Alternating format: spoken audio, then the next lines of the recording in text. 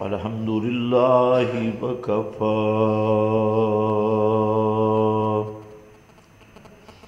والصلاة والسلام علی سید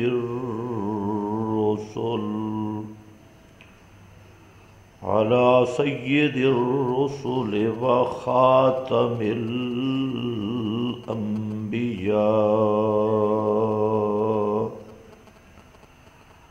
اما بعد فاعوذ باللہ من الشیطان الرجیم بسم اللہ الرحمن الرحیم قل انما ادعو ربی ولا اشرک به احدا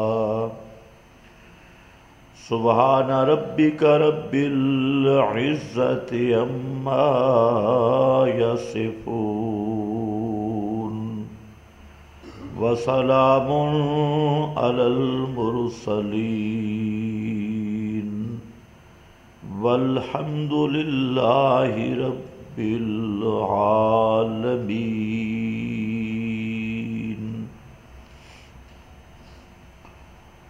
قابل قدر بزرگوں اور بھائیوں، گزشتہ بیانات میں آپ حضرات کے سامنے سورۃ جن کے بعض مضامین ذکر کیے تھے، اور سورہ جن میں اللہ رب العزت نے جو فضائل اور مسائل بیان کیے، ان میں سے بعض چیزیں آپ کے سامنے بیان ہو گئی کہ سب سے پہلی چیز وہ عظمت قرآن کا تذکرہ ہوا، اور عظمت قرآن کو بھی جنات کے تاثرات کے ضمن میں اور جنات کے اپنے سمجھ اور فہم کے مطابق جو انہوں نے اخذ کیا اس قرآن کو سن کر، تو وہ یہ گواہی دینے پر مجبور ہوئے کہ قرآن کریم جیسی کتاب کائنات میں آج تک نازل نہیں ہوئی۔ یہ بے نظیر کتاب ہے اور بے مثال کتاب ہے۔ ساتھ وہ انہوں نے کہہ دیا کہ یہ قرآن یہ مسئلہ بیان کرنے والی کتاب ہے، ایک نصب العین ہے قرآن کا، ہدف ہے، پروگرام ہے۔ یہ ایسی کتاب نہیں کہ اس کو چوم کر اس کا حق ادا ہو جائے، یا ایسی کتاب نہیں جس کو ختموں پر حافظوں کے رش میں سینے سے لگا کر پھرا جائے، یا ایسی کتاب نہیں جس کا اڈا بنا کر تعویذوں کی دکان بنا لی جائے، بلکہ قرآن کا اپنا ایک مشن ہے، اپنا ہدف ہے۔ قرآن کریم کا مشن اور ہدف جنات کو جو سمجھ آیا انہوں نے ذکر کیا، اور اللہ رب العزت نے ان کے ان الفاظ کی تصدیق کی، یہدی الی الرشد۔ یہ قرآن کریم کا ہدف ہے اور پروگرام ہے کہ یہ ہدایت کا نصاب ہے، حق اور سچ کا نصاب ہے، اور قیامت تک کامرانی کامیابی سرخ روئی کنصاب یہدی الی الرشد. پھر آگے چل کے وہ رشد کیا ہے؟ آج کل تو رشد کو بھی لوگ نہیں سمجھ رہے، وہ ہدایت ہے کیا؟ تو جنات کی زبان سے کہلایا گیا کہ وہ رشد اور ہدایت کی جو قرآن اصلاح کرتا ہے اور قرآن کا ہدف اور نصب العین ہے وہ توحید خالص ہے. لن نشرک بربنا احدا، وہ خالص توحید کا مسئلہ ہے. اس سے یہ اندازہ کر لیں کہ توحید کے بغیر رشد و ہدایت ناممکن ہے، اور توحید کو صحیح معنوں میں سمجھ لیا جائے تو کبھی گمراہی کسی دروازے سے نہیں آ سکتی. تو قرآنی ہدف وہ مسئلہ توحید ہے. اس لیے جس آدمی کو توحید سمجھ آ گئی صحیح معنوں میں، وہ کبھی نبوت کے ساتھ غداری نہیں کر سکتا. وہ شخص کبھی صحابہ کے متعلق دل میں حقد و حسد نہیں رکھ سکتا. جس کو توحید سمجھ آئی وہ کبھی اولیاء اللہ کا گستاخ نہیں ہوتا. کبھی جس آدمی کو توحید سمجھ آ گئی وہ کبھی بھی اسلام کے کسی رکن کا غدار نہیں ہوتا.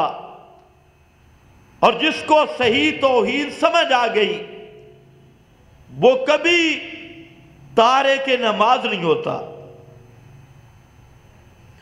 نماز کا بالکل ترک کرنے والا تصور ہی نہیں.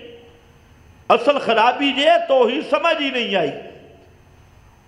کہتا ہے میں موحد بھی ہوں اور نماز کے قریب بھی نہ جائے، میں موحد بھی ہوں اور روزہ بھی اس کے لیے بھاری، میں موحد بھی ہوں توحید کا دعویٰ بھی، اور باوجود حج فرض ہونے کے ٹال مٹول بھی، تعویلات بھی، توحید کی سمجھ کا دعویٰ بھی. لڑکی جوان ہو گئی، بیٹی جوان ہو گئی اور اس کا نکاح نہیں کرا رہا، گھر میں شرعی پردہ نہیں، جھوٹ کا کاروبار، فراڈ، لوگوں کے ساتھ دغا بازی. یہ چیزیں تب پیدا ہوتی ہیں جب کامل توحید کی انسان کو سمجھ نہیں ہوتی. اور جب توحید صحیح معنوں میں سمجھ آ جائے اور توحید کا وفادار بن جائے وہ کبھی بے نماز نہیں رہ سکتا. اسی لیے اللہ کے محبوب نے فرمایا کہ مشرک اور موحد کے درمیان فرق کرنے والی چیز نماز ہے. یہ معمولی مسئلہ نہیں. تو بہرحال قرآن مقدس کا وہ ہدف کہ جس نقطہ کے صحیح ہونے سے باقی ساری زندگی سنور سکتی ہے، جس نقطہ کی بنیاد پہ پورے وجود کی اصلاح ہو سکتی ہے، عملی میدان میں، معاملات میں، اعمال میں، اخلاق میں، سب معاملات کی چابی، کنجی، محور اور مدار وہ اللہ کی توحید کو صحیح معنوں میں سمجھنا ہے. تو قرآن کریم کا ہدف ہے توحید خالص. پھر اس توحید کے نکات بیان کرتے ہوئے سورہ جن میں اللہ نے مسئلہ بیان کیا، اور وہ گزشتہ جمعہ میں نے آپ کے سامنے ذکر کیا. عوامی ذہن کی سطح کے مطابق وہ بیان ہو چکا ہے. وہ مسئلہ کیا تھا؟ پہلا پوائنٹ تھا ان المساجد للہ فلا تدعوا مع اللہ احدا، کہ مسجدیں سب کی سب صرف اللہ کے لیے ہے، اس لیے رب کے ساتھ کسی اور کو مت پکارو۔ فلا تدعوا مع اللہ احدا، یا دوسرا معنی سجدے کے اعضاء سجدہ، ان کو پیدا کرنے والا اللہ، تو ان اعضاء سجدہ، ماتھا، گھٹنے، ہاتھ، یہ چیزیں اللہ نے پیدا کی، کسی مخلوق نے یہ چیزیں پیدا نہیں کی۔ تو جب اعضاء سجدہ پیدا کرنے والا اللہ ہے تو پھر پکار کے لائق بھی صرف اللہ ہے۔ فلا تدعوا مع اللہ احدا۔ اور تیسرا کہ سارے سجدے، چاہے وہ سجدے تعظیم کے ہوں، چاہے وہ سجدے عبادت کے ہوں، سب کے سب سجدے للہ، وہ صرف اللہ کے لیے ہیں۔ جب سجدے کے لائق صرف اللہ ہے، فلا تدعوا مع اللہ احدا، پھر اس اللہ کے ساتھ کسی دوسرے کو مت پکارنا۔ اور جب مسجود اللہ ہے تو پھر پکارے سننے والا بھی اللہ ہے۔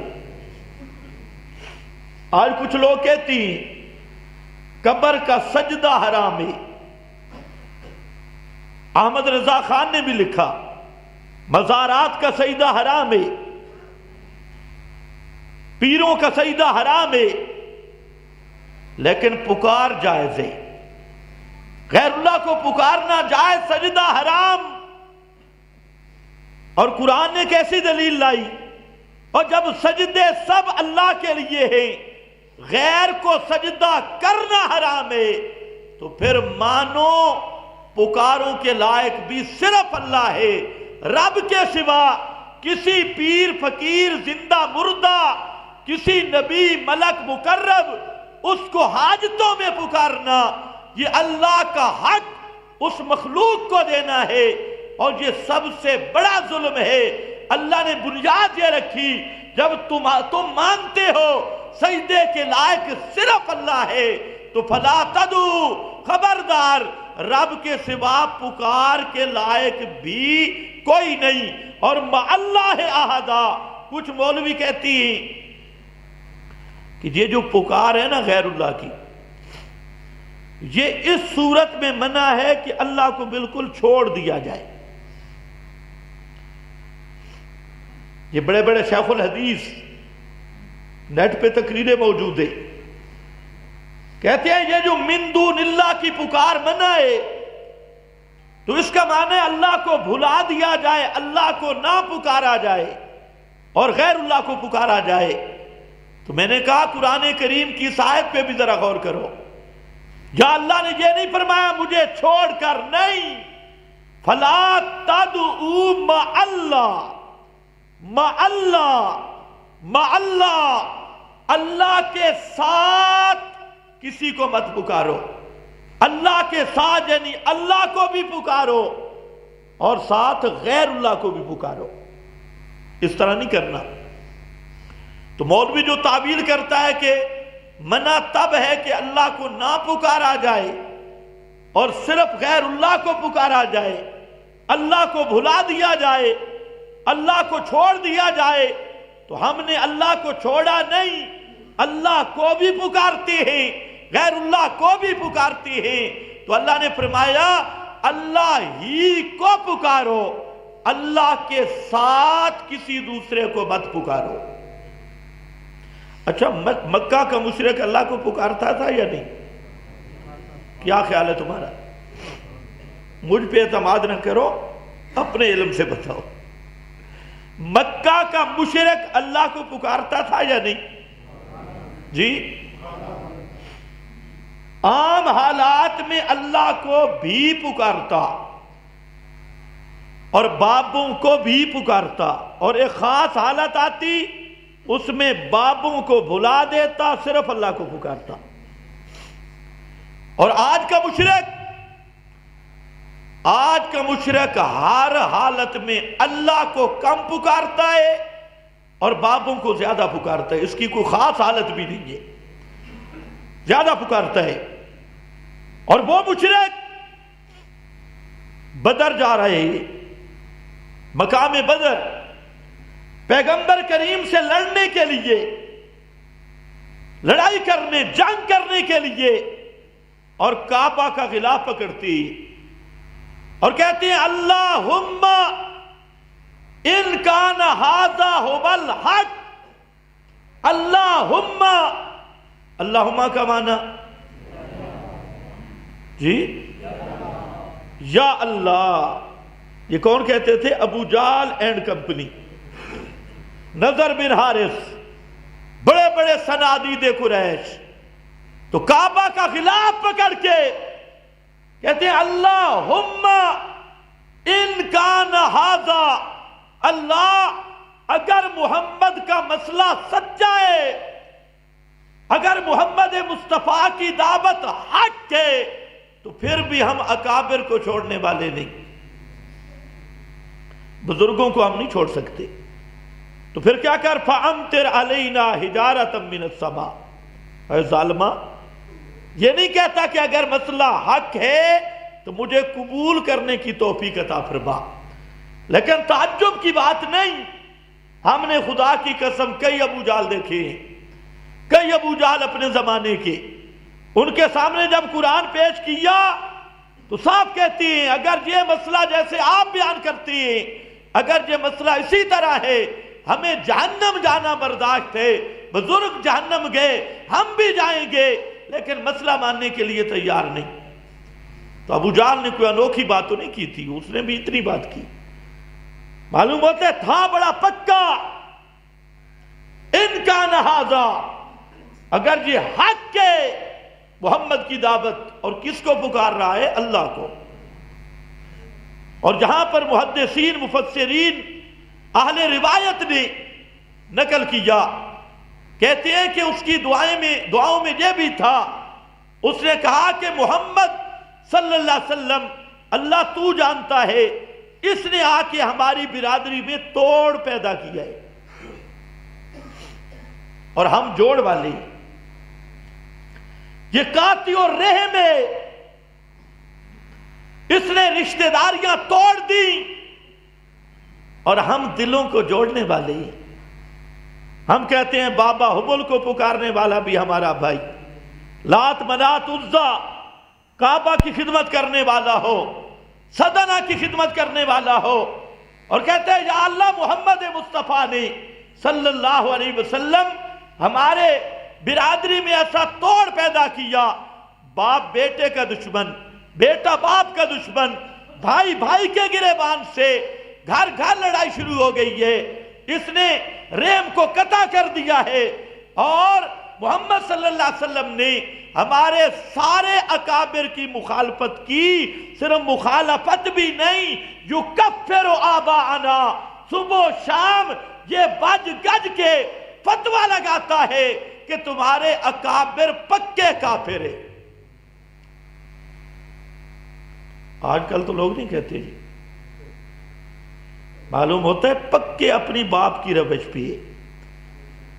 انہوں نے یہی اعتراض اٹھایا، یہ طریقہ نہیں، یہ طریقہ نہیں، یہ حالات نہیں. برادری توڑ دی، اکابر کو کافر کہا، اور ہم جن کو پکارتے ہیں بزرگوں کا گستاخ ہے، بے ادب ہے، ان کی توہین کرتا ہے، اور یسب، ان کو گالیاں دیتا ہے، ان کی گستاخیاں کرتا ہے ہمارے بزرگوں کی. تو اس آپ کے مقابلہ میں اللہ کو پکار رہی ہے. تو پکارتے تھے، اور وہ مسئلہ معروف ہے کہ جب کشتیاں بھنور میں پھنستی تھی تو دعوا اللہ مخلصین لہ الدین، تو اپنے بابے شابے بھول جاتے تھے. اس مقام پہ جب آیا نا سید محمود آلوسی بغدادی رحمت اللہ علیہ، بہت بڑا مفسر، جلیل القدر مفسر ہے، جب اس آیت کی تفسیر لکھنے بیٹھا تو اس کا درد دل بڑا عجیب ہے. اور یہاں پر اس نے چند جملے لکھے بڑے دکھی انداز میں، اور کہتے ہیں باللہ علیک اور میری تفسیر پڑھنے والا، تجھے میں خدا کا واسطہ دے کر پوچھتا ہوں، یہ آج کا بزرگ نہیں ہے، آج سے صدیوں پہلے گزرا، اور کہتے ہیں باللہ علیکا، اور تجھے خدا کا واسطہ ہو میری تفسیر پڑھنے والا، تجھے اللہ کا واسطہ دیتا ہوں کہ مجھے بتا کہ اس زمانے کا مشرک وہ بڑا تھا یا آج کا کلمہ گو مشرک بڑا ہے؟ یہ علامہ آلوسی کے لفظ ہیں، فرمایا وہ مشرک بڑے تھے یا آج کا کلمہ پڑھنے والا مشرک یہ بڑا ہے؟ آگے پھر تفصیل لکھی، فرمایا جو وہ مشرک تھے وہ ایسی حالت میں جب کشتی بھنور میں پھنس گئی تو ایسی حالت میں صرف اللہ کو پکارتے تھے، صرف رب کی پکار کرتے اور بھول جاتے رب کے سوا سب کو۔ اور آج کا مشرک تو کہتے ہیں منہم من یدعو الامام ومنہم من یدعو الخضر، ان میں سے جب ان کی کشتی پھنستی ہے بھنور میں تو کوئی اماموں میں سے کسی امام کو پکارتا ہے، کوئی حضرت خضر کو پکارتا ہے اور کہتے ہیں دریاؤں کا سارا نظام حضرت خضر کے حوالے ہے، ان کو پکارتا ہے، اور کوئی اللہ کے ولی کو پکارتا ہے۔ تو فرماتے ہیں اللہ کا واسطہ دے کر کہتا ہوں وہ مشرک ہدایت کے زیادہ قریب تھے یا یہ مشرک؟ تو کہتے ہیں وہ مشرک ان سے بہت اچھے مشرک تھے، تو وہ اللہ کو بھی پکارتے، غیر اللہ کو بھی، بعض مقامات پہ صرف اللہ کو پکارتے، غیر اللہ کو نہیں پکارتے۔ اور آج کا مشرک ہر حالت میں غیر اللہ کو پکارتا ہے، اللہ کو نہیں پکارتا۔ تو فرمایا فَلَا تَدْعُوا مَعَ اللَّهِ أَحَدًا، رب کے سوا کسی اور کو پکارنا نہیں ہے۔ اب اگلی آیت سمجھنی ہے، سورہ جن کا سبق ہی چل پڑا ہے، اگلی آیت بڑے زبردست، سارا قرآن زبردست لیکن مقام بڑا عجیب ہے۔ اللہ نے فرمایا بَأَنَّهُ لَمَّا قَامَ عَبْدُ اللَّهِ، بَأَنَّهُ، اور یہ بات یہ بھی میری طرف وحی ہوئی ہے کہ قُلْ أُوحِیَ إِلَیَّ، یہ بھی میری طرف وحی ہوئی، جنات والا واقعہ بھی وحی ہوا، أَنَّ الْمَسَاجِدَ لِلَّهِ، یہ بھی اللہ کا حکم آیا، وَأَنَّهُ، اور یہ بات بھی لَمَّا قَامَ عَبْدُ اللَّهِ، جب کھڑا ہوتا ہے اللہ کا بندہ، یدعوہ، صرف اسی کو پکارنے، اسی کو پکارتا ہے، کادو یکونون علیہ لبدا، قریب ہے کہ اس پر جھمگھٹا بنا لیں، قریب ہے کہ اس کے اردا گرد جمع ہو جائیں۔ اس آیت کا معنی سمجھو، اس آیت کے دو معنی ہیں۔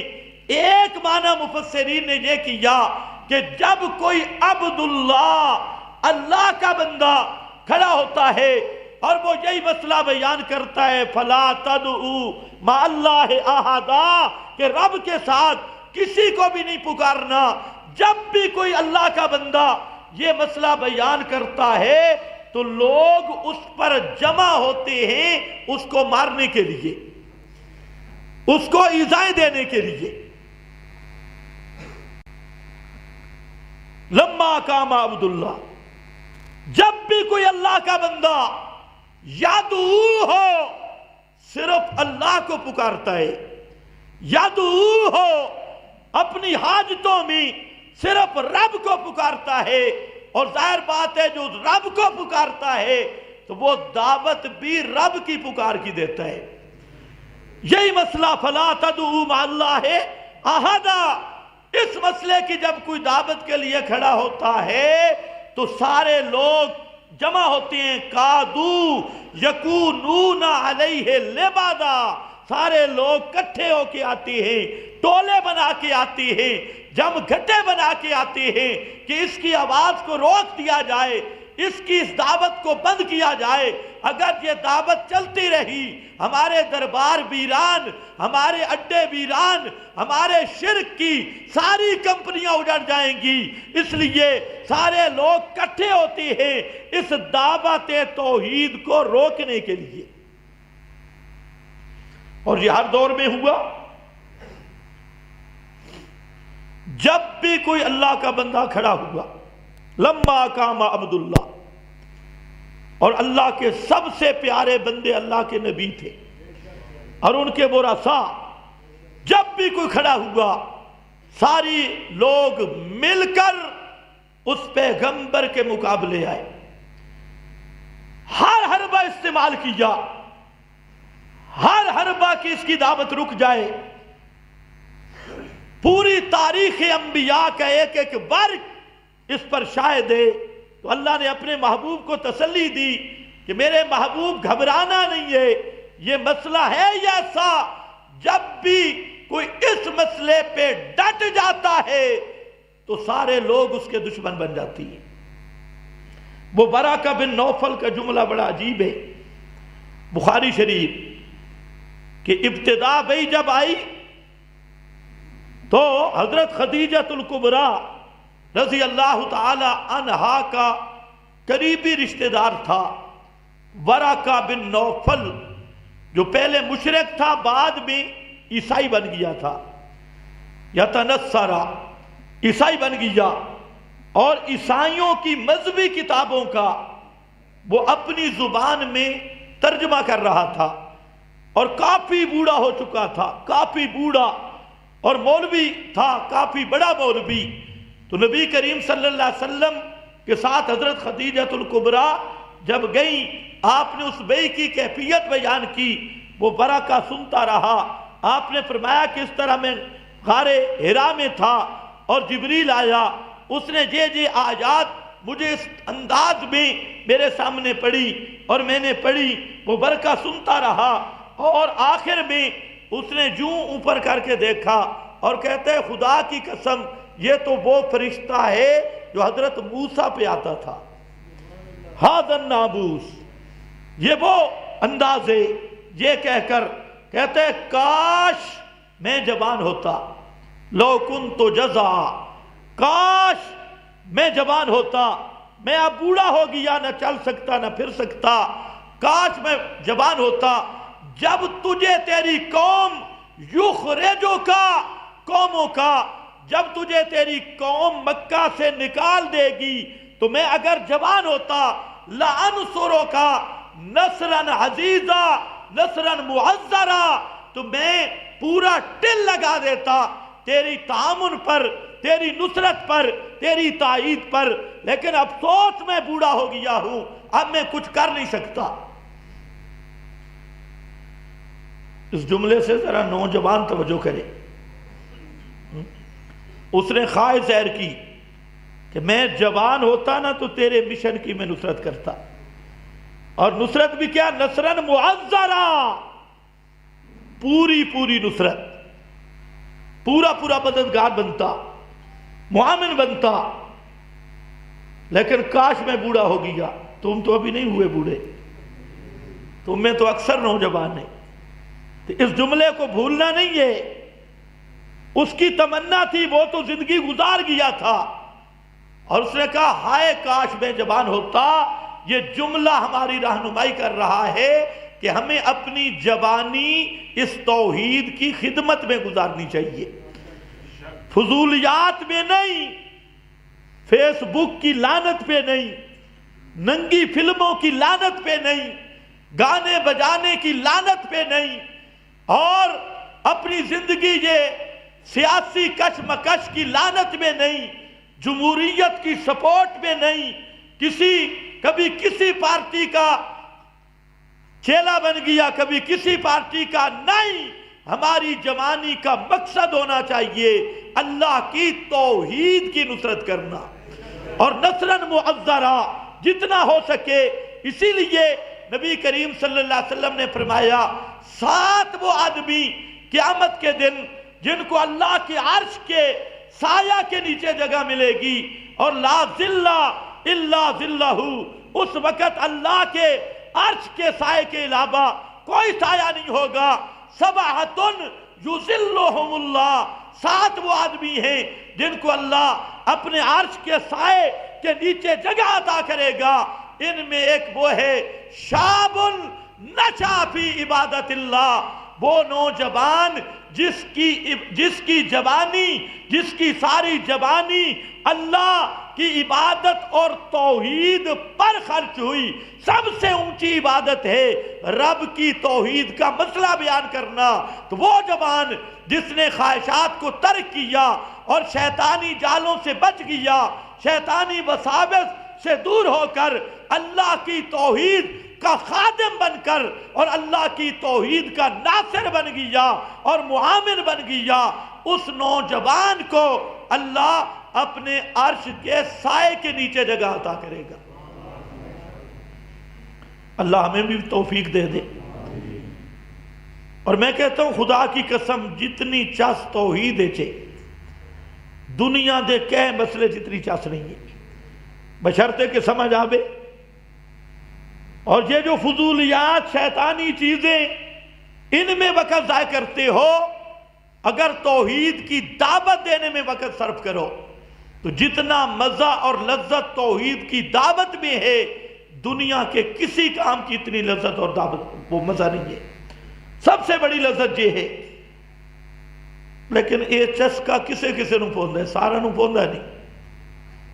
اکثر مصلحت پسند، مصلحت، اور جس کو یہ نصیب ہو گیا اس سے پوچھو، اس کی زندگی سنور گئی۔ اب جب لوگوں کو دعوت دے گا تو شرم نہیں آئے گی نماز چھوڑنے پر؟ جب لوگوں کو دعوت دے گا تو خود نماز چھوڑے گا؟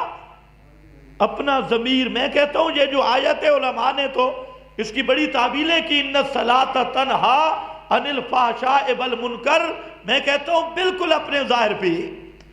اگر نماز آدمی پڑھے نا 5 وقت کی، یا نماز نہیں رہے گی یا گناہ نہیں رہے گی۔ ہو نہیں سکتا کہ آدمی گناہ کر کے کس منہ سے اللہ کے سامنے پھر کھڑا ہوتا ہے، اپنا ضمیر جھنجھوڑتا ہے۔ اب ہم نمازیں بھی پڑھتے ہیں، فراڈ بھی کرتی ہیں، نمازیں بھی پڑھتے ہیں، ڈنڈی بھی مارتی ہیں، نمازیں بھی پڑھتے ہیں، جھوٹ بھی بولتے ہیں، اس لیے کہ ہم نے نماز نہیں پڑھی، نماز سمجھ کے نہیں پڑھی، نماز کو ہم نے ایکسرسائز سمجھا، ٹریننگ سمجھا، اس لیے مرغے کی طرح 2 ٹھونگے نیچے لگائے، 2 اوپر، اور نماز کے اندر بھی حساب دکانوں کا، اور دل بازار میں، وجود مسجد میں۔ اگر نماز کو سمجھ کے خدا کی قسم پڑھ تو پھر آدمی سے اگر کوئی غلطی ہو جائے، بتقاضِ بشریت گناہ ہو جائے، بتقاضِ بشریت، تو جب آدمی اللہ کے سامنے اللہ اکبر کرتا ہے تو اس کو اتنی ندامت محسوس ہوتی ہے کہ وہی ندامت اس کی توبہ بن جاتی ہے۔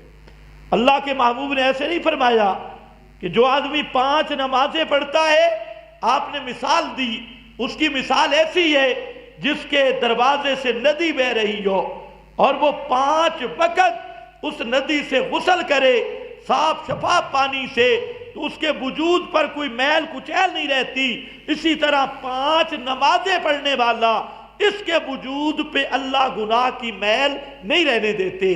اور اس کی وجہ یہ ہے، جب نماز میں کھڑا ہوگا تو اس کو اپنے گناہ کا احساس ہوگا، جب نماز میں کھڑا ہوگا اپنی غلطی کا اعتراف ہوگا، اور اللہ کے سامنے یہی شرمندگی جب آئے گی اور اللہ رب العزت کے سامنے اس بات کا احساس آ جانا کہ میں مجرم ہوں، گناہگار ہوں، خطاکار ہوں، میں نے غلطی کی ہے، یہ احساس، یہ اتنی بڑی عبادت ہے کہ دنیا کی کوئی عبادت اس احساس سے ندامت کا مقابلہ نہیں کر سکتی۔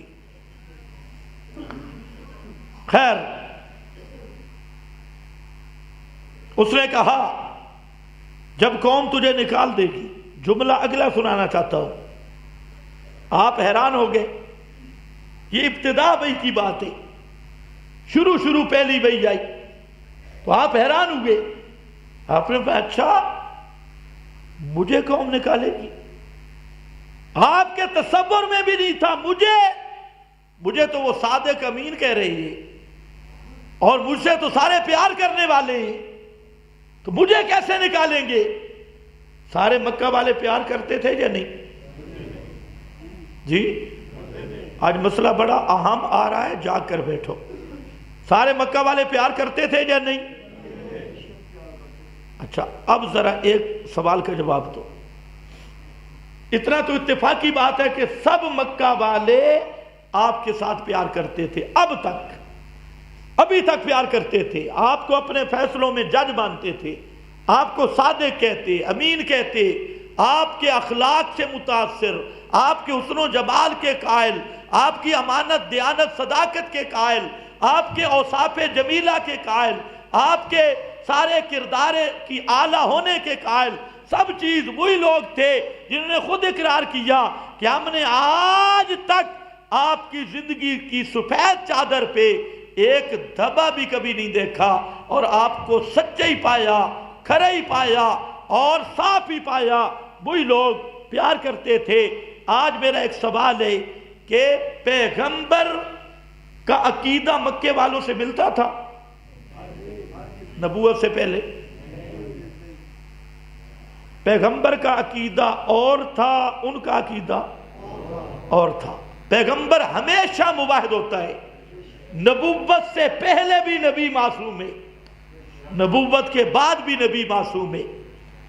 یہ عقیدے کا مسئلہ ہے۔ لیکن سوال یہ ہے کہ نبی کریم علیہ السلام نے کبھی ان کے مذہب کی تائید نہیں کی، کبھی ایک دن بھی نبوت سے پہلے بھی ان کے مذہب شرکیہ کی تائید بھی نہیں کی، ان کے ساتھ ملے بھی نہیں، مذہبی رسومات میں شریک بھی نہیں ہوئے، نہ ان کے عرسوں پہ، نہ ان کی نظر و نیازوں پہ، نہ ان کی کبھی نظر و نیاز کھائی۔ اور آپ کا مذہب الگ، ان کا مذہب الگ۔ لیکن سوال یہ ہے کہ 40 سال تک عقیدے دو چلتے رہے لیکن لڑائی نہیں ہوئی۔ لڑائی کب شروع ہوئی؟ دعوت کے بعد۔ اور نبوت بھی ملی دعوت کے ساتھ، ادھر نبوت ملی ادھر دعوت ملی، نبوت کے ساتھ۔ تو کچھ لوگ کہتے ہیں اپنی عبادت کرتے رہو، اپنے دوسرا نہ چھیڑو، دوسرا نہ چھیڑو، اپنا مسئلہ بیان کرو، دوسروں کو ہلاؤ نہیں۔ تو پیغمبر کریم اپنے مسئلے پہ پہلے بھی پکے تھے، پہلے بھی مواحد تھے، پہلے بھی عابد اللہ تھے، عبداللہ تھے، اللہ کی عبادت کرنے والے۔ لیکن اگر اللہ کو یہی منظور ہوتا کہ کسی کو چھیڑنا نہیں، تو آپ کو نبوت دینے کا مقصد کیا ہے؟ آج کل ایک پوری ٹیم ہے، وہ جہلم کا ایک شتونگڑا ہے مرزا، اس کے ساتھ مل گیا یہ طارق جہیل، اس کے ساتھ ایک پوری ٹیم مل گئی، اور ان کا ایک نیا مذہب ہے بے غیرتی پر مبنی، کسی کو چھیڑو نہیں جی، سارے ٹھیک ہے، سارے مسلمان ہیں، کسی کو نہ چھیڑو، سب ٹھیک۔ تو میرا گزارش یہ ہے کہ پیغمبر کریم نے ایک دن بھی ان کے مذہب کی تائید نہیں کی، جھگڑا کوئی نہیں۔ جب آپ نے مسئلہ بیان کرنا شروع کیا تو جھگڑا ہوا یا نہیں؟ آج تک وہ جھگڑا چل رہا ہے۔ جھگڑا ہوا تو معلوم ہوتا ہے، اب کوئی کہے کہ پیغمبر کریم نے یہ جھگڑا ڈالا، پیغمبر نے حق بیان کیا، اور جب بھی کوئی حق بیان کرتا ہے تو یہ حق کا مزاج ہے کہ پارٹیاں دو بن جاتی ہیں۔ یہ نہیں ہو سکتی کہ ایک ہی پارٹی رہے، تو یا تو یہ کہو حق بیان کرنا چھوڑ دے، اگر حق بیان ہوگا تو پھر حق کی خصوصیات ہے اذا ہم فریقان یختصمون، دو پارٹیاں لڑتی ہیں، ورنہ حق حق کی نہیں۔ اور معلوم ہوتا ہے اللہ رب العزت کو نبوت دینے سے مقصود یہ ہے کہ حق والے جدا ہو جائیں، باطل والے جدا ہو جائیں۔ پیغمبر سے مسئلہ بیان کروایا اس لیے کہ اہل حق ایک طرف، اہل باطل ایک طرف، اور پتہ چلے حق والا کون ہے، باطل والا کون ہے، کھوٹا کون ہے، سچا کون ہے، کھرا کون ہے، کذاب کون ہے۔ پیغمبر کی دعوت کا اصل مقصود ہی اہل حق اور اہل باطل کا فرق کرنا ہوتا ہے۔ اگر تقریر میں یہ فرق نہ ہو تو نبی کی وراثت والی تقریر نہیں ہے۔ اس نے جملہ کہا، اس نے کہا آپ نے فرمایا مجھے نکالیں گے کہ مکہ والے نکالیں گے؟ اس نے کہا جی یا بلذی جئت بہ، وہ مسئلہ جو تو لایا ہے یہ مسئلہ ایسا ہے جو بھی بیان کرے قد اودیا، اس کی مخالفت ہوتی ہے، اس کے ساتھ دشمنی ہوتی ہے، لوگ اس کے مخالف بنتی، یہ مسئلے کی فطرت ہے۔ تو فرمایا لما قام عبداللہ، جب بھی کوئی اللہ کا بندہ کھڑا ہوگا اور کھڑا ہوتا ہے اور مسئلہ یہ بیان کرتا ہے کہ رب کے سوا پکاروں کے لائق کوئی نہیں، کوئی نہیں، سارے لوگ اس کے مخالف بن جاتی ہیں۔ لبادا جب گھٹا بناتی ہے ایک، اور دوسرا معنی حضرت شاہ عبدالعزیز محدث دہلوی رحمت اللہ علیہ نے دوسرا معنی کیا۔ دونوں معنی مراد ہیں، انشاءاللہ میں وضاحت کروں گا۔ اس آیت کا دوسرا معنی کیا اور فرمایا لما قام عبداللہ یدعوہ، جب بھی کوئی اللہ کا بندہ اللہ کو پکارنے والا موحد، اللہ کا سچا عابد وہ کھڑا ہوتا ہے اور وہ اللہ کی طرف دعوت دیتا ہے، تو جب مر جاتا ہے تو لوگ اس کی قبر پہ اکٹھے ہو کر اسی کو پوجنا شروع کر دیتی ہے۔ کہا تو قریب یکونون علیہ لبدا، ایک بندہ اللہ کی توحید بیان کرتا رہتا ہے، اللہ کا عابد ہے، اور ساری پارٹیاں جب وہ مرتا ہے تو اس کی قبر کو پوجتی ہے اور قبر پہ آ کے اس کو پکارنا شروع ہوتی ہے، قبر پہ رش کرتی ہے، جب گھٹا بناتی ہے اس کو پکارنا شروع کرتی ہے۔ اب میں دونوں معنی اکٹھے کر رہا ہوں، دونوں معنی صحیح ہے۔ عام مفسرین نے جو معنی کیا وہ بھی صحیح، شاہ عبدالعزیز نے جو معنی کیا وہ بھی صحیح۔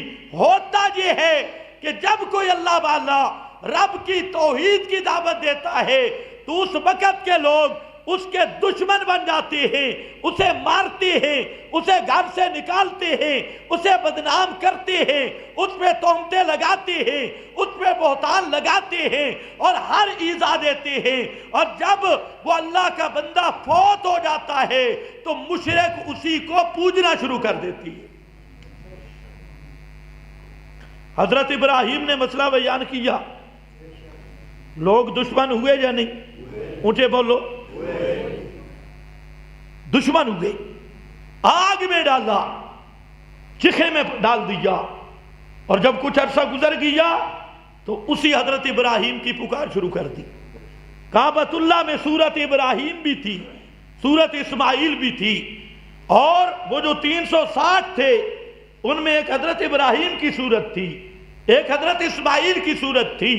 اسی طرح حضرت عیسیٰ ان کو لوگ ایذا دیتے رہے جب تک زندہ دنیا میں تھے، ایذائیں دی، اور جب اللہ نے زندہ آسمانوں پہ اٹھا لیا تو لوگوں نے پوجا شروع کر دی، آج تک پوجا کر رہے ہیں۔ اسی طرح شیخ عبد القادر جیلانی، انہوں نے اللہ کی توحید کا مسئلہ سمجھایا اور کائنات کو بتایا، لوگوں لا تخف احدا سوی اللہ بلا ترجو احدا سوی اللہ، اور وکل الحوائج کلہا الی اللہ۔ اے کائنات والو، رب کے سوا، یہ الفتح الربانی شیخ عبد القادر جیلانی کی اپنی کتاب فرماتے ہیں لا تخف احدا سوی اللہ، رب کے سوا کسی سے نہ ڈرنا، ولا ترجو احدا سوی اللہ، رب کے سوا کسی پر امید نہ رکھنا، کسی پر امید نہ رکھنا، وکل الحوائج، کلھا الی اللہ، ساری حاجتیں اللہ کے سپرد کر دے، جو حاجت مانگنی ہو اللہ سے مانگنا، غیر سے نہ مانگنا۔ یہ شیخ عبد القادر جیلانی ساری زندگی بیان کرتے رہے۔ اس وقت کے لوگ عبد القادر جیلانی کے دشمن بن گئے، اور آج کا مشرک سب سے زیادہ پکارتے ہی عبد القادر جیلانی کو ہے۔ تو جب کوئی بندہ اللہ کی توحید بیان کرتا ہے لوگ دشمن ہوتی ہیں، جب وہ بندہ گزر جاتا ہے تو لوگ اس کی قبر کو پوجنا شروع کر دیتی ہے، پوجتے ہیں، پکارتے ہیں، کہتے ہیں یہ بابا کرنیاں بھرنیاں والا ہے۔ مولانا حسین علی رحمت اللہ علیہ جو اپنے وقت کے مجدد تھے اور رئیس المفسرین، ساری زندگی مسئلہ توحید بیان کیا، جب فوت ہوئے تو مجھے ان کے خاندان کے آدمیوں نے بتایا ان کی قبر پر انہوں نے دیکھا ایک دن 10 روپے پڑے تھے۔ میں کہا یہ کیا مسئلہ ہے؟ پھر دیکھا تو زنانیاں کٹھی ہو کے آئیں، پھر 10 روپے پڑے تھے۔ انہیں پوچھا کیا؟ انہوں نے کہا ہم نے منت مانی تھی کہ اگر ہمارا کام ہو گیا نا اے بابا، مولا حسین علی صاحب کی قبر پہ آ کے، اے بابا ہمارا کام ہو گیا تو تیرے نام کے 10، اس وقت کے 10 روپے، آج کے نہیں، 10 روپے دوں گے۔ تو کہتے ہیں ہمارا کام ہو گیا تو ہم نے حضرت کی قبر پہ 10 روپے رکھے، ہماری منت پوری ہو گئی۔ وہ اللہ کا بندہ جب بیان کرتا تھا سارے دشمن تھے، اور آج اگر وہ محافظ نہ ہوتے تو آج ان کی قبر کی بھی پوجا شروع ہوتی، وہاں پر بھی عرس ہوتے، میلے ہوتے۔ اسی طرح شیخ القرآن نے جب مسئلہ بیان کیا تو اس وقت کے یہ للڑ سارے دشمن تھے۔ قادو یکورون علیہ لبدا، خیر المدارس سے لے کے اشرفیہ تک، اشرفیہ سے لے کے دارالعلوم تک، یہ سارے للڑ دشمن تھے حضرت شیخ القرآن رحمت اللہ علیہ کے۔ اور جب فوت ہو گئے قبر تو ان کو نہیں ملی کہ اس کی پوجا کریں، البتہ کہنا یہ شروع کیا کہ شیخ القرآن ہمارا تھا اور اس کا عقیدہ بھی ہمارے والا تھا۔ توجہ ہے یا نہیں ہے؟ یہ معنی ہے لما قام عبداللہ یدعوہ قادو یکونون علیہ لبدا۔ اب ذرا آیت سننی ہے، اللہ نے فرمایا میرا سونا پیغمبر حضرت محمد مصطفیٰ صلی اللہ علیہ وسلم، آپ کی شان بھی سب سے زیادہ، آپ کے دشمن بھی سب سے زیادہ، اور آپ کو پکارنے والے بھی سب سے زیادہ۔ تم نہیں سمجھے؟ آپ کی شان سب سے زیادہ، مرتبہ سب سے زیادہ، اس لیے آپ کے دشمن بھی سب سے زیادہ۔ جتنی شان بلند اتنے دشمن زیادہ، جتنا مقام بلند اتنے دشمن زیادہ، جتنا رتبہ بلند اتنے دشمن زیادہ۔ آپ کی شان بلند ہے، مرتبہ بلند ہے، سب سے بلند ہے، تو آپ کے دشمن بھی سب سے زیادہ، اور آپ کی وفات کے بعد آپ کو پکارنے والے اور آپ سے حاجتیں مانگنے والے یہ دشمن بھی سب سے زیادہ۔ دشمن بھی دو قسم کے ہوتے ہیں، ایک ہوتے ہیں محبت کے رنگ میں دشمن، اور دوسرے ہوتے ہیں دشمنی کے رنگ میں دشمن۔ یا پیغمبر کے ساتھ جو کافروں کا معاملہ ہے وہ دو طرح کا ہے، ایک ہوتا ہے میٹھا کفر۔ کیا ہوتا ہے؟ اونچا بولو شاباش، کیا ہوتا ہے؟ میٹھا کفر۔ اور ایک ہے کڑوا کفر۔ میٹھا کفر محبت کے رنگ میں آتا ہے، اس کا نام شرک ہے، اور جو کڑوا کفر ہے وہ لڑائی کے رنگ میں آتا ہے۔ تو کفر کے دونوں جانبیں ہوتی ہے۔ زندگی میں کڑوا کفر ہوتا ہے، مارتی گالیاں دیتے ہیں یہ کڑوا کفر ہے، اور مرنے کے بعد پکارتی پوجتی منت منوتی نظریں مانتے ہیں، تو یہ میٹھا کفر ہے۔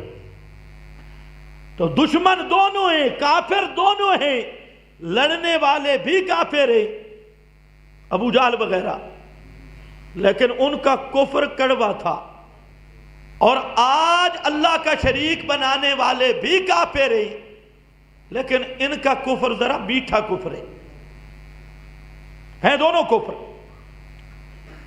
اس لیے میرا پیارا پیغمبر اعلان کر، قل، اعلان کر میرا پیغمبر، انما ادعو ربی،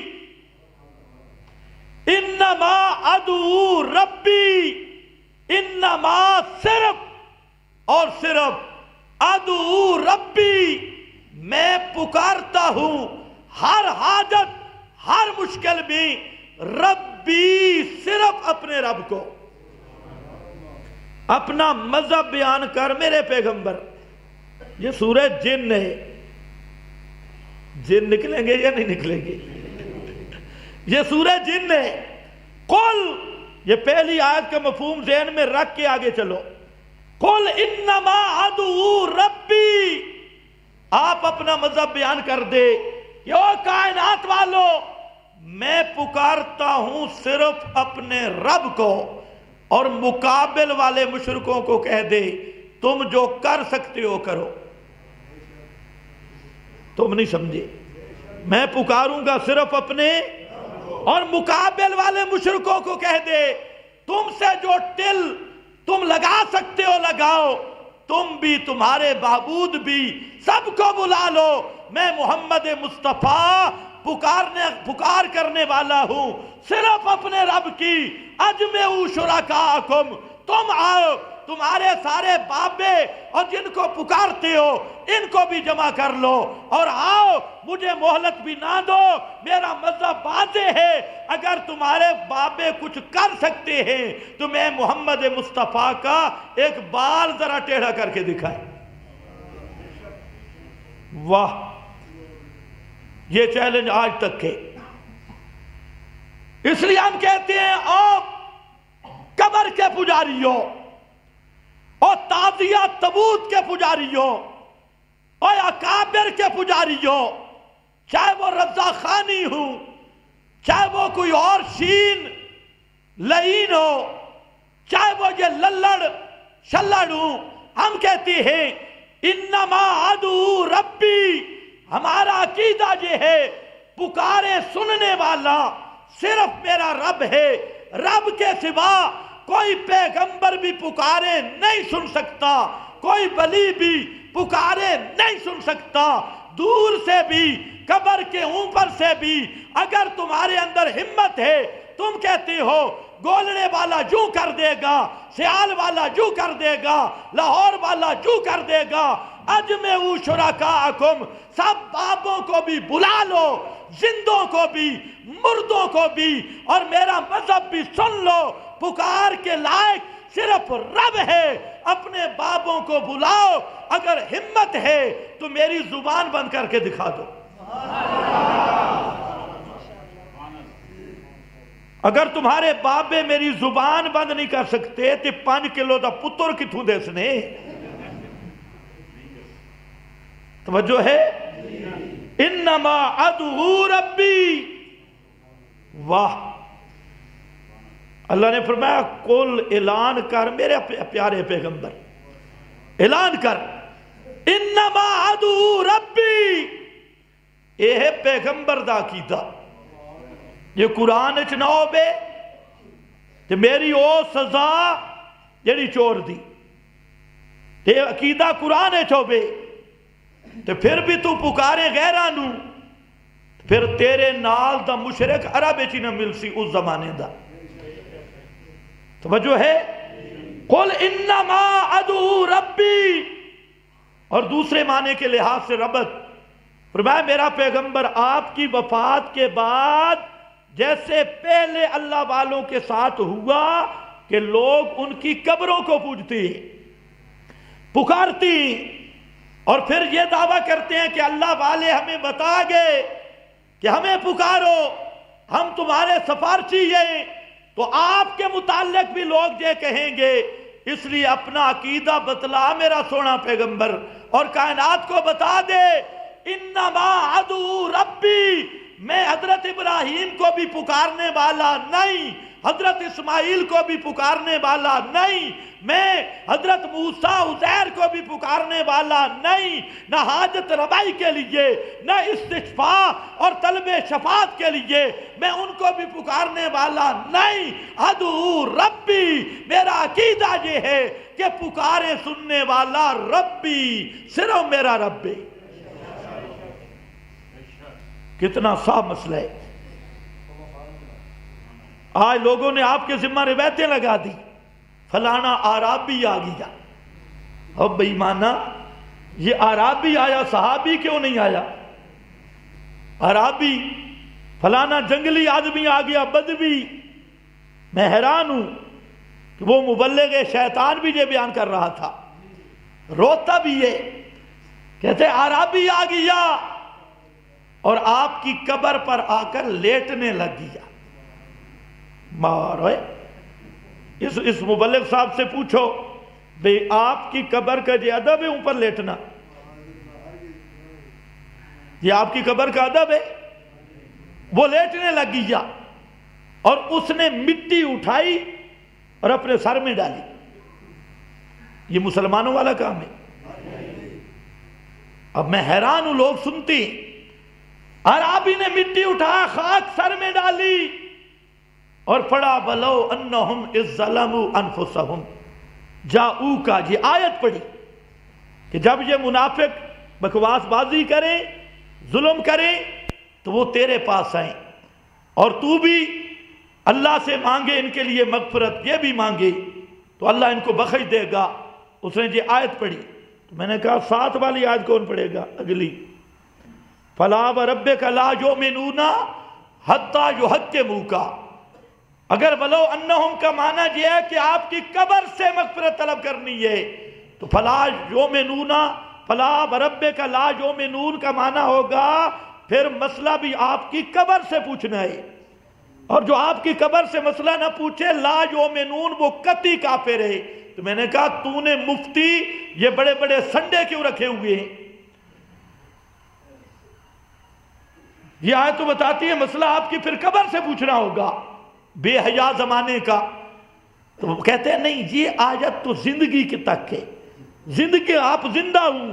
تو میں نے کہا وہ بھی ہے جب آپ زندہ ہوں دنیا میں، کیونکہ موت کے بعد آپ تک کوئی جا سکتا بھی، کیونکہ آپ کہاں ہیں؟ رفیق اعلیٰ میں، وہاں مرنے کے بغیر کوئی نہیں جا سکتا۔ آپ تک جائے گا کوئی جانے والا مرنے کے بعد، زندہ رہ کر کوئی نہیں جا سکتا۔ اس لیے جاؤ قبرہ کا نہیں، جاؤ کا۔ خیر عربی آیا کہ نودیا من قبر ہی، قبر دے بچوں آواز آئیے، قد غفر لک، تیری مغفرت ہو گئی۔ یہ معارف القرآن میں بھی لکھا ہے، ماشاءاللہ۔ اور معارف القرآن کو مستقل تفسیر نہیں، یہ ریڈیو والی تقریریں ہر مولوی نے اس کو اٹھایا ہوا ہے۔ 200 مقام معارف القرآن کا ایسا ہے کہ احمد رضا خان بھی پیچھے رہ گئی ہے۔ جو بزرگ جذب میں آئے، حال میں آئے، وہ بہت آگے نکل گئے۔ تو خیر بہرحال قُلِ الْحَقَّ إِنْ كَانَ مُرًّا، ہے سچی بات اگرچہ بالکل مرچوں کی طرح سخت ہو، پکی بات ہے۔ تو لوگوں نے واقعات بنا ڈالے۔ اب کوئی پوچھے حضرت جی اس کا راوی کون ہے؟ اکھر راوی جو تھا وہ زندیق تھا، باقی ٹھیک تھا۔ متہم بالزند کا، یہ بیان کرنے والا پکا زندیق ہے۔ واہ کیا بات ہے، تیرا مذہب زندیق والا تے ساڈا مذہب صدیق والا، مبارک ہو تجھے۔ تیرا مذہب زندیقوں والا تے میرا مذہب صدیقوں والا، توجہ ہے؟ خیر آ، قل انما ادعو ربی ولا اشرکو ولا اشرکو۔ اب ذرا خیال کرنا، میں پکارتا ہوں صرف اپنے رب کو۔ عربی قواعد کے مطابق یہاں عبارت آنی چاہیے تھی لا ادعو غیرہ، میں اس کے سوا کسی کو نہیں پکارتا۔ لیکن اللہ رب العزت نے اپنے کلام میں یہ لفظ نہیں ذکر کیے، فرمایا لا اشرکو بہ۔ پڑھو سارے، لا لا اشرک بہ، یہ بات بتانے کے لیے کہ اللہ کے سوا کسی کے سما کا عقیدہ رکھ کے پکارنے والا یہ شرک کر رہا ہے، اس لیے فرمایا لا اشرک کو، میں رب کے ساتھ کسی ایک کو بھی شریک نہیں کرتا۔ احدن نکرہ تحت النفی، کسی نبی ولی جن فرشتہ زندہ مردہ کسی کو بھی اس پکار والے مسئلہ میں اپنے رب کا شریک نہیں کرتا۔ اور فرمایا سنو لوگو، قل انی، اگلی آیت، قل انی لا املک لکم ذرا ولا رشدا، اے کائنات والو میں محمد مصطفیٰ تمہاری قسمتوں کا مالک نہیں ہوں، میں تمہاری قسمتوں کا مالک نہیں، ذرا ولا رشدا، ذرا ولا نفعا ولا رشدا ولا غیا، چار چیزوں کا اعلان دو کو تقابل کی وجہ سے چھوڑا گیا۔ میرے پیغمبر اعلان کر دے کسی کو ہدایت پہ لے آنے پر مجھے طاقت نہیں ہے، میں قادر نہیں ہوں، کسی کو گمراہی سے نکالنے پہ میں قادر نہیں ہوں، کسی کے نفع نقصان پر میں قادر نہیں ہوں۔ لا عملے کو نفی فعل پہ داخل کر کے بتا دیا، ذاتی طاقت بھی نہیں، عطائی طاقت بھی نہیں، کہ تمہارے نفع کا مالک بھی نہیں، نقصان کا مالک بھی نہیں، ہدایت کا مالک بھی نہیں، گمراہی سے نکالنے کا اختیار بھی نہیں رکھتا۔ کتنی صاف آیت ہے۔ کتنے ظالم لوگ ہیں جو یہ قرآن پڑھ کے بھی ماننے کے لیے تیار نہیں۔ یہ قرآن کا ترجمہ پڑھو گھروں میں جا کے، قل لا املک لکم ذرا ولا، میرے پیغمبر اعلان کر دو، ہاں مجھے جس چیز کا اختیار ہے نا وہ ہے الا بلاغا من اللہ، میرا کام ہے مسئلہ بیان کرنا، بیان میں کرتا ہوں، کسی کی کھوٹی قسمت کرنا میرے اختیار میں۔ دیکھو ابو طالب کی کھوٹی قسمت کھری کر لی کوشش کرنے کے باوجود، بلکہ لعلک باخع نفسک، اللہ نے فرمایا میرا پیغمبر تیرے دل میں تو وہ کٹھن اور درد ہے کہ آپ ہر وقت سوچتے یہ ہیں کہ یہ ایمان کیوں نہیں لاتے، لیکن لو ہرستا آپ جتنا بھی چاہیں ان کے اکثر لوگ ایمان نہیں لائیں گے، اکثر ان کے ایمان نہیں لائیں گے آپ کی چاہت کے باوجود۔ تو ایمان سے بڑی کھری قسمت کیا ہے؟ کفر چھوڑ دینا، ایمان قبول کرنا، اس سے بڑی کھری قسمت کیا ہے؟ ہمیشہ کی سعادت۔ اللہ نے فرمایا میرے پیغمبر اعلان کر دے، کل تیرے مزار مقدس پہ بھی لوگ آئیں گے اور آپ کو پکاریں گے، اس لیے اعلان کر دے کہ اے کائنات والوں میں پکارتا بھی صرف رب کو ہوں اور تمہارے نفع نقصان کا بھی مالک نہیں ہوں۔ اگلا جملہ اور دیکھنا، میں قل انی، سبحان اللہ، واہ قرآن تیرے کیا کہنے، مضمون کو قرآن لاتا کیسے ہے؟ میرے محبوب اعلان کر، قل قل قل، تسی بھی قل سن دے ہو، اے قرآن دے قل لینا، اے قل ملا نے بنائی، پڑھ دے ہوں دے ہو نا۔ اللہ سب کو توفیق دے ہر بدعت کا رد کرنے کی۔ کبھی تم اتنے پکے ہو جاؤ نا، بدعت کے قریب نہ جاؤ، شرک کے قریب نہ جاؤ، اور بدعتی کے قریب بھی نہ جاؤ، مشرک کے قریب بھی نہ جاؤ۔ خدا کی قسم اسی مسئلے پہ پکے ہو جاؤ نا، اس وقت تک موت نہیں آ سکتی جب تک اللہ تمہیں گناہوں سے پاک نہ کر دے۔ توحید ہے، اصل دین یہ ہے، اصل تقویٰ یہ ہے۔ ہمارے بھائی ابراہیم بھائی بیٹھے ہیں، اس دن ان کی والدہ محترمہ اللہ ان کے درجات بلند کرے، ان کی وفات ہوئی، ہم تعزیت پہ گئے۔ یہ واقعات بتانے کا مقصد ہوتا ہے مسئلہ سمجھانا، آپ کو ترغیب دینا مقصد ہے۔ اور اس طرح نبی کریم علیہ السلام صحابہ کے واقعات بیان کرتے تھے صحابہ کے سامنے، اور یہ سنت سے ثابت ہے۔ تو انہوں نے مجھے بتایا کہ میں نے اپنی والدہ کا جنازہ خود پڑھایا۔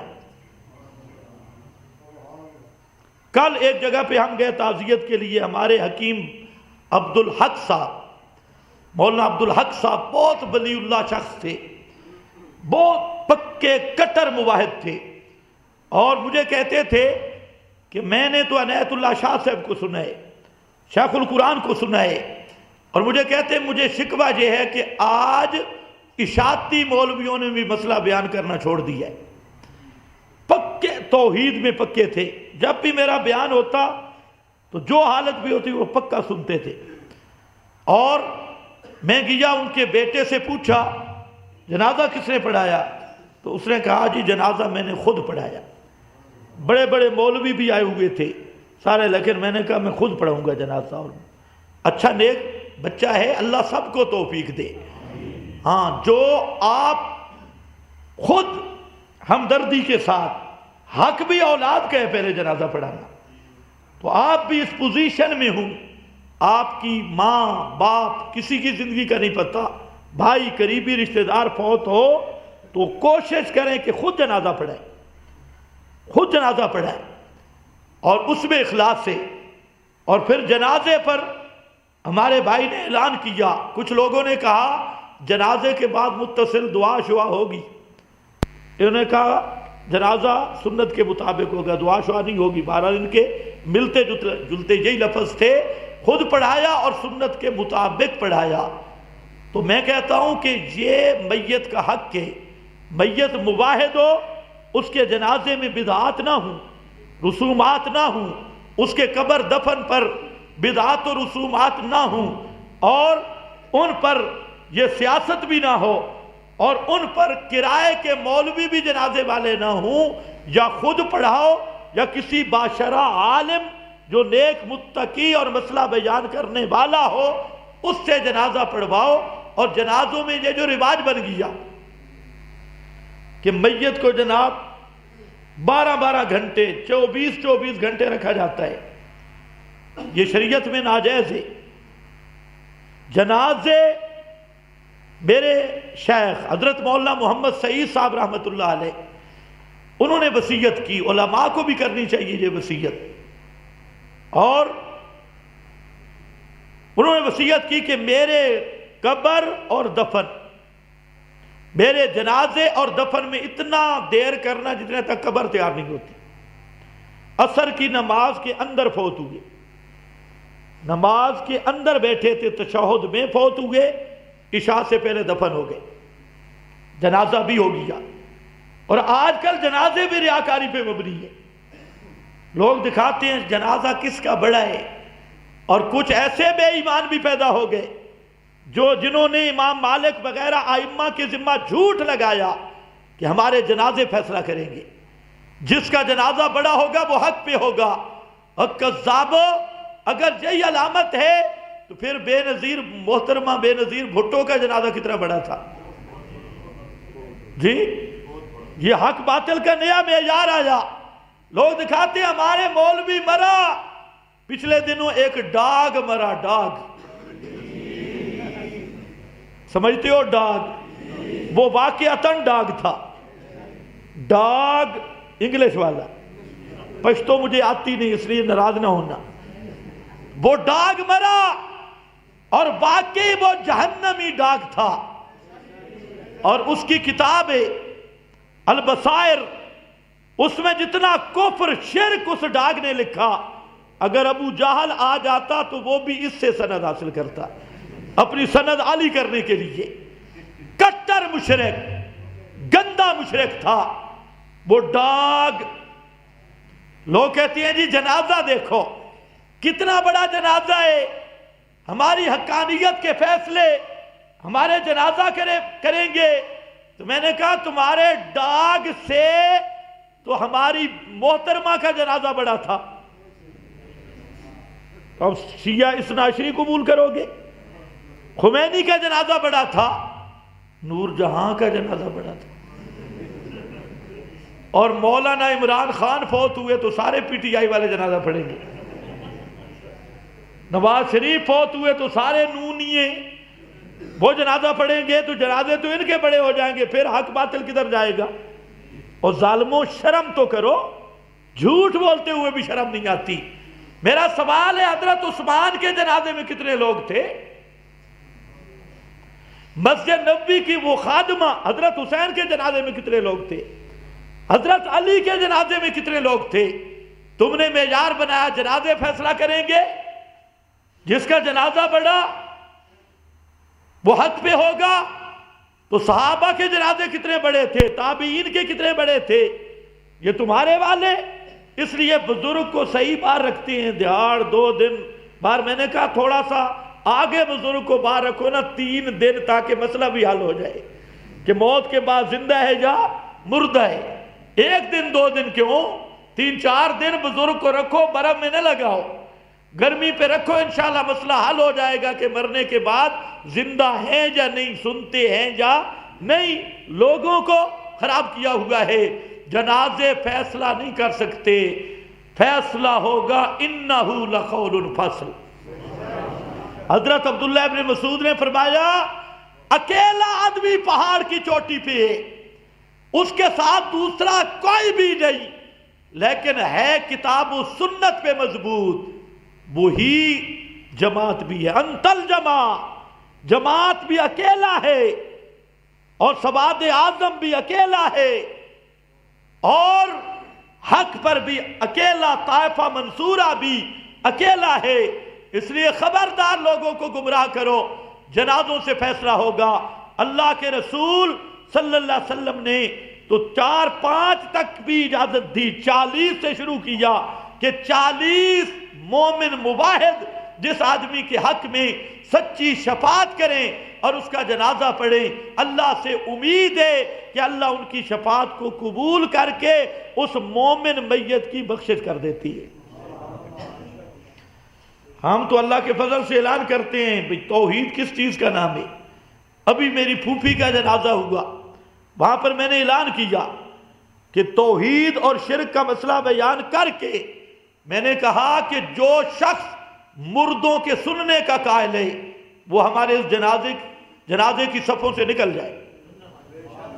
مواحد کا جنازہ مواحد پڑھنے کا حق رکھتا ہے، نکالا، میں کہا نکل جاؤ، مواحد کا جنازہ پڑھنے کا تمہیں حق نہیں۔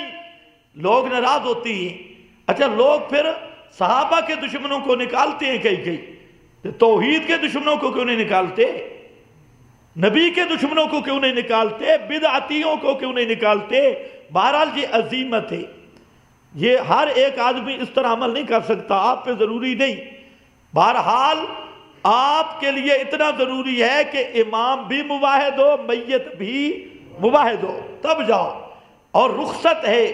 اور یہ عظیم، یہ ہم اللہ کے فضل سے اعلان کئی جنازوں میں ہم نے کیا اور کرتے ہیں، اور ڈنکے کی چوٹ پہ کرتے ہیں کہ کسی مشرک اور بدعتی کو ہمارے جنازوں میں شرکت کرنے کی اجازت نہیں ہے۔ وآخر دعوانا الحمدللہ۔